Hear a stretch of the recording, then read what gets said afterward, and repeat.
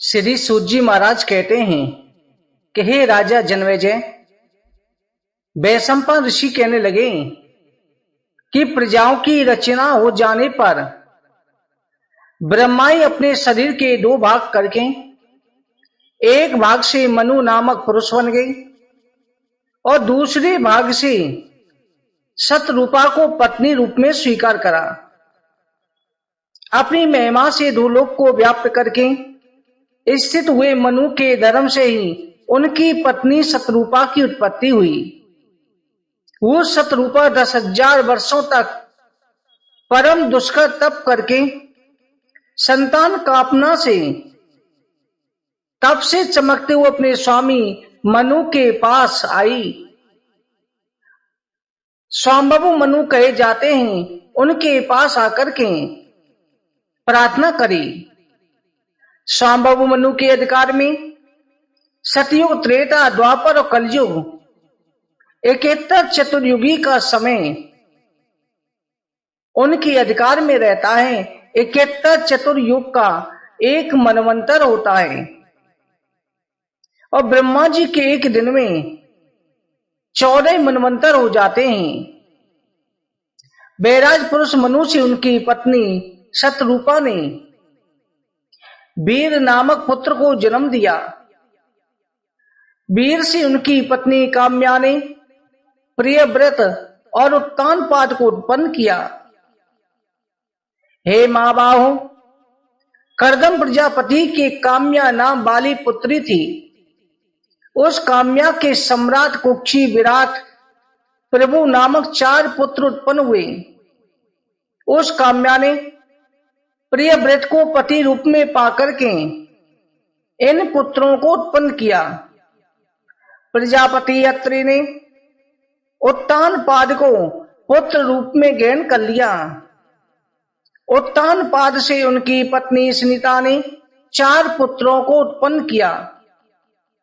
धर्म की एक स्निता नामक प्रसिद्ध सुंदर कट वाली पुत्री थी। वो धर्म के यहाँ पर अश्वमेध यज्ञ से उत्पन्न हुई थी। यही कल्याणकारी स्निता ध्रुव की माता थी। प्रजापति उत्तानपाद ने सुनीता नाम वाली पत्नी से ध्रुव, कीर्तिमान, शांत स्वरूप, शिव, अयस्पति नामक पुत्रों को उत्पन्न किया। भरतवंशी महाराज ध्रुव ने, जिनका नाम महायश है, उन भगवान नारायण को पाने की इच्छा से 3000 वर्षों तक दिव्य तप किया। प्रजापालक भगवान विष्णु ने ध्रुव पर प्रसन्न होकर के उनको सप्तऋषियों के सन्मुख एक अलौकिक अचल स्थान प्रदान किया। ध्रुव की बड़ी भारी समृद्धियों महिमा को देखकर देवता असुरों के आचार्य शुक्राचार्य ने उनकी प्रशंसा करी थी। इन ध्रुव के तपोबल को देख करके आश्चर्य होता है। इनका शास्त्र ज्ञान भी विषय विमुग्ध कर देता है और इनकी शक्ति भी अद्भुत है। तभी तो ये सप्तऋषि भी इनको अपने आगे स्थापित करके स्थित है।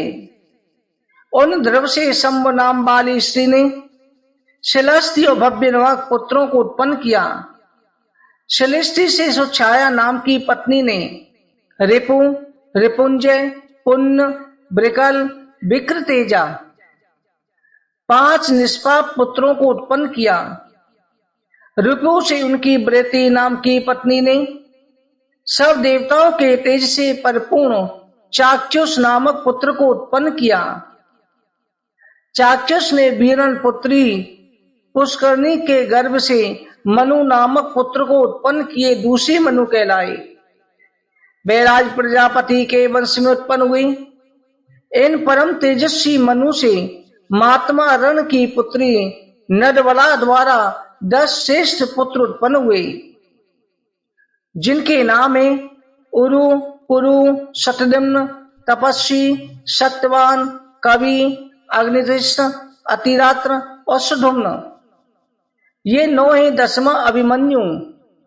ये नदावला के पुत्र कहे जाते हैं। उरु से अग्नि कि कन्या ने अंग, सुमना, चाती, कृतु, अंगरा, गे नामक उत्तम कांति वाले 6 पुत्रों को उत्पन्न किया। अंग से मृत्यु की पत्नी सुनीता ने बैन नामक एक पुत्र को उत्पन्न किया। बैन अत्याचारी था, देवता धर्म आदि से द्रोह रखता था, अतएव ऋषियों को उस पर बड़ा क्रोध आया।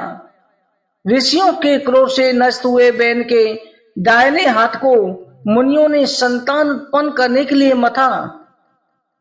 तब मुनियों के मथे हुए बैन के दाहिने हाथ से पृथु की उत्पत्ति हुई। ऋषियों ने उसको देख करके कहा, ये पृथु प्रजाओं को प्रसन्न करेगा, इस महा तेजस्वी को उत्तम यश की प्राप्ति होगी। तब एक क्षत्रिय जाति के प्रथम उत्पन्न हुए बैन के पुत्र पृथु धनुष, कवच और तलवार धारण करके अपने तेज से डाकू, विधर्मी या दुष्ट पुरुषों को भस्म सा करते हुए पृथ्वी की रक्षा करने लगे। पृथु राजसूय यज्ञ में अवशिष्ट होने वाले राजाओं में प्रथम भूपति हैं। उन्होंने यज्ञ में, अग्नि में राजाओं की स्तुति से चतुर्सूत राजाओं की वंशावली पढ़ने वाले प्रवीण मागरों को प्रकट किया। भरतवंशी महाराज प्रजाओं की आजीविका देने की इच्छा वाले पृथु ने देवता और ऋषियों की मंडली को साथ लेकर गौ रूपणी पृथ्वी से अन्य आज सकल वस्तुओं को धुआ था। पृथु के समय पितर, दानव, गंधर्व, अप्सरा, सर्प, यक्ष, वृक्ष, पर्वतों ने अपने अपने पात्रों में धुआ था।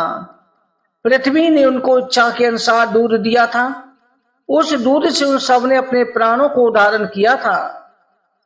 पृथु के अंतर्ध्यान और पालित ये 2 धर्मज्ञ पुत्र हुए।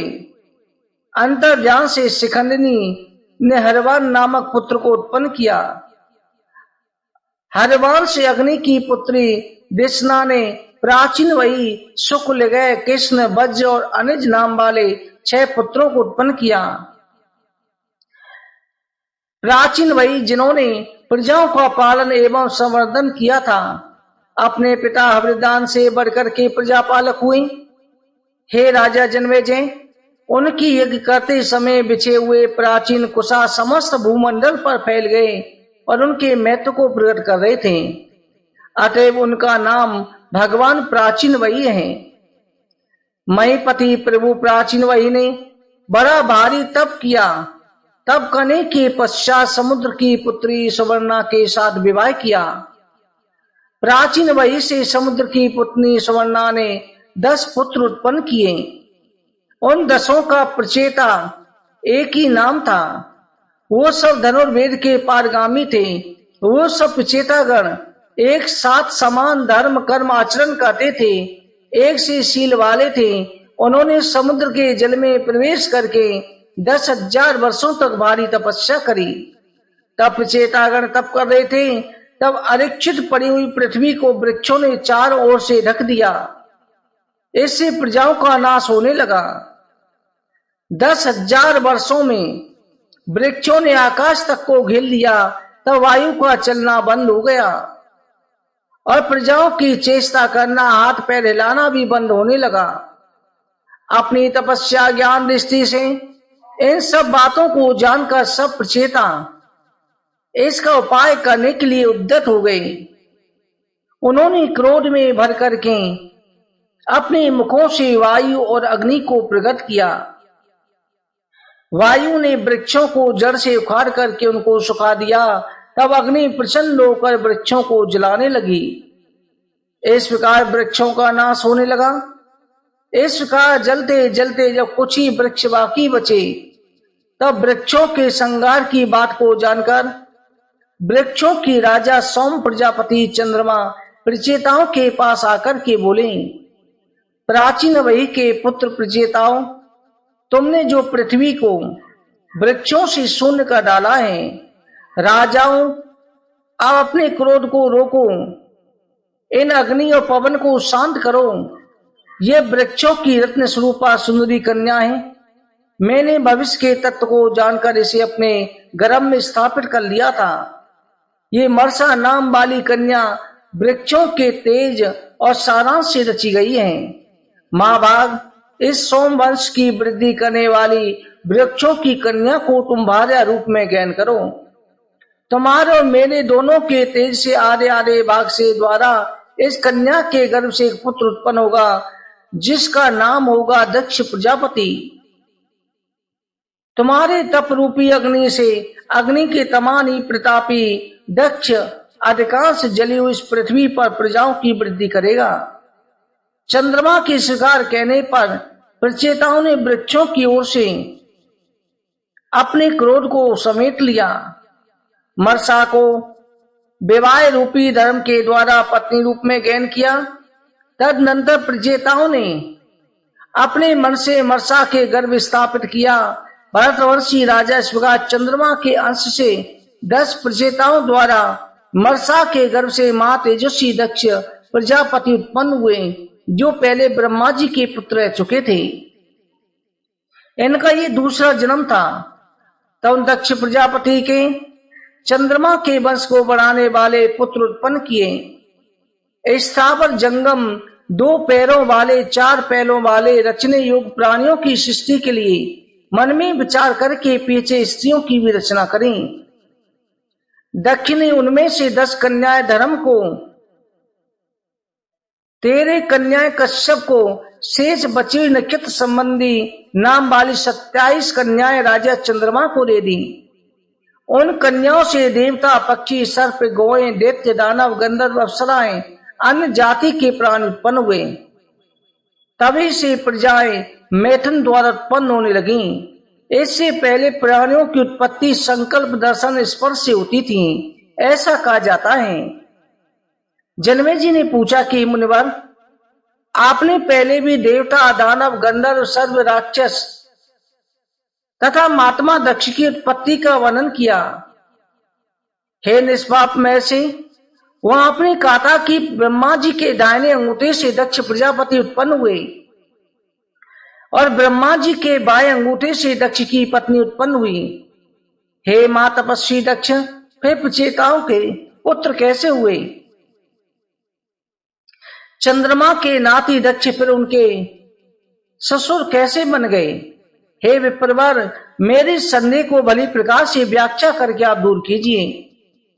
वैशंपा ऋषि ने कहा कि हे राजन, जन्म मृत्यु ये समस्त प्राणियों के लिए नित्य स्वाभाविक है। इस विषय में ऋषियों को कभी मोह नहीं होता। जो विद्वान पुरुष हैं वो भी इस विषय में मोहित नहीं होते।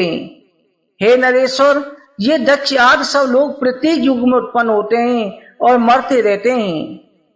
विद्वान पुरुष इस विषय में मोह को नहीं प्राप्त होते। हे राजन, पहले इनमें ज्येष्ठता, कनिष्ठता, पहले पीछे उत्पन्न होने का कोई विचार नहीं था। तब इनकी दृष्टि में गरिष्ठता, प्रवाह भी इनमें संबंध होने का कारण होता है।